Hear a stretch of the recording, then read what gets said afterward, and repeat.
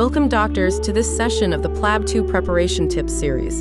Today, we will be discussing an important topic, the introduction to depression and its clinical significance.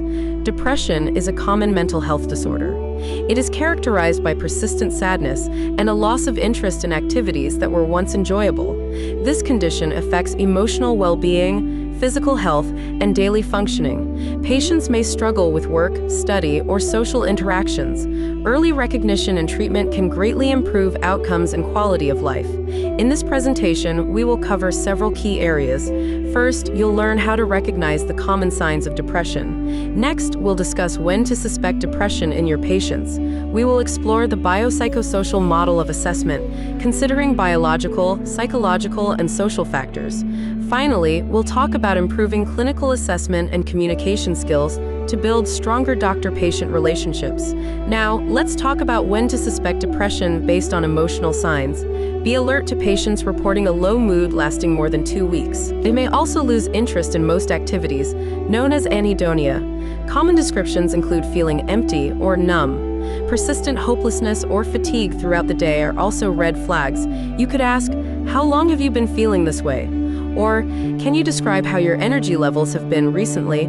On to the physical and behavioral signs of depression. These include sleep disturbances, whether insomnia or excessive sleeping, changes in appetite, significant weight loss or gain, and psychomotor agitation or slow movements are common. Patients may also withdraw socially or show a decline in performance at work or school. A useful question could be, have you noticed changes in your sleep or appetite lately? Recognize the red flags and situational triggers for depression. These include suicidal ideation or recurrent thoughts of death.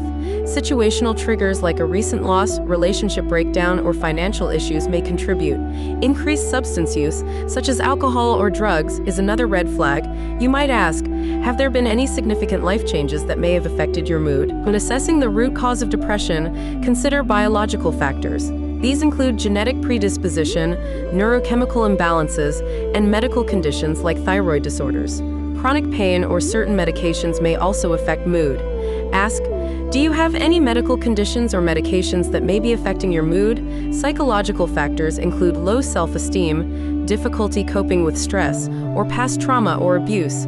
Pre-existing mental health disorders and maladaptive coping mechanisms can also play a role. Social factors such as social isolation, lack of support, and financial instability also contribute to depression. Explore this with questions like, do you feel supported by family or friends? In clinical assessment, communication is key. Use open-ended questions like, can you share more about how you've been feeling? Empathize, listen, and avoid judgment. Validate emotions with, it's understandable to feel this way. Screening tools like the PHQ-9 and HADS are useful for diagnosis.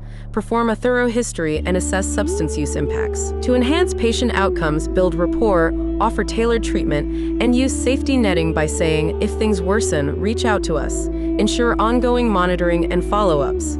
Thank you for joining this session on depression. Early recognition can make a real difference for your patients. Please like and subscribe to TuringMedSchool. Good luck with your preparation.